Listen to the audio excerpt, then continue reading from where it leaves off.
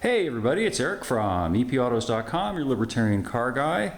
And I wanted to do a quick little video today about a routine maintenance item that is routinely forgotten because it's pretty easy to forget in modern fuel-injected vehicles. And that maintenance is replacing the fuel filter.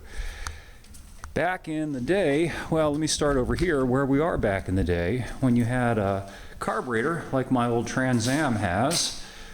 It was pretty hard to not think about the fuel filter because whenever you pop the hood, bear with me a minute,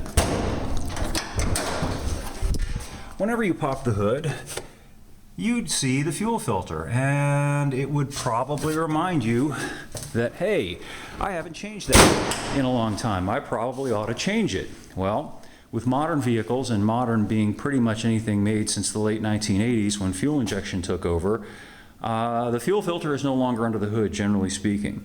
It's in one of two places. One of those places is a good place and one of those places is a not so good place, but both of those places are places that most people don't generally look. In the case of my little old truck right here, the fuel filter is in a relatively good place because it's a relatively accessible place. I'm going to get underneath here and show you where it is. Okay, so you can hopefully see it now. Wait a minute. All right, now you can hopefully see it. There it is. Hopefully the camera will focus. So it's right adjacent to the frame rail, and it is held in place very much like the old school fuel filters on either end by rubber hoses that connect to hard steel lines, and they're simple little metal worm clamps that hold it in place.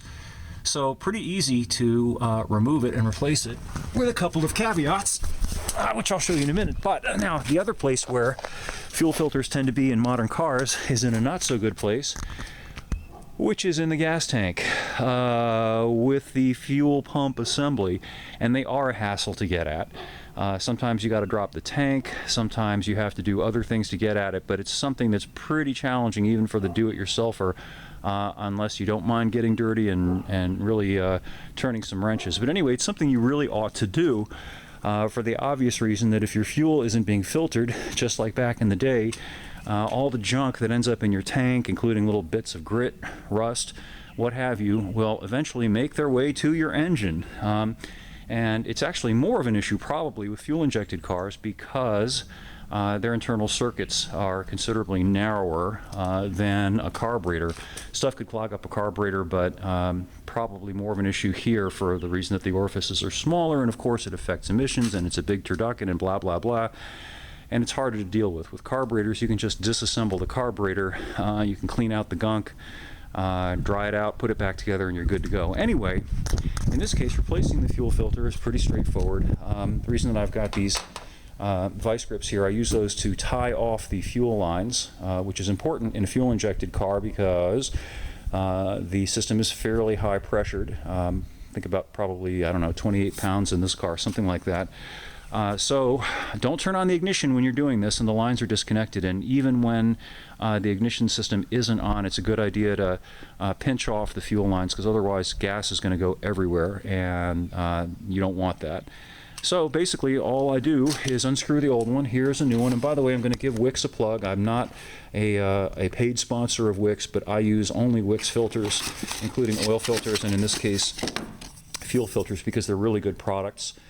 Some of the stuff out there on the market is just junk, awful junk, and it's not worth the very nominal savings in terms of what you pay at the counter versus what it might do to your vehicle. And by the way, if you have a look at this, you'll see that there's a directional arrow on it. Make sure that you put it in the correct direction, otherwise you're not filtering anything. You're creating problems worse than running an old filter that doesn't filter so well. So make sure that that arrow is in the direction of the fuel flow, meaning from the tank toward the front of the car where the engine is. I will post another video once I've got this thing installed and up and done, but that's the end of part one. Thanks for viewing, and more up at EPAutos.com, the web's best libertarian gearhead site, and we'll catch up with you again soon.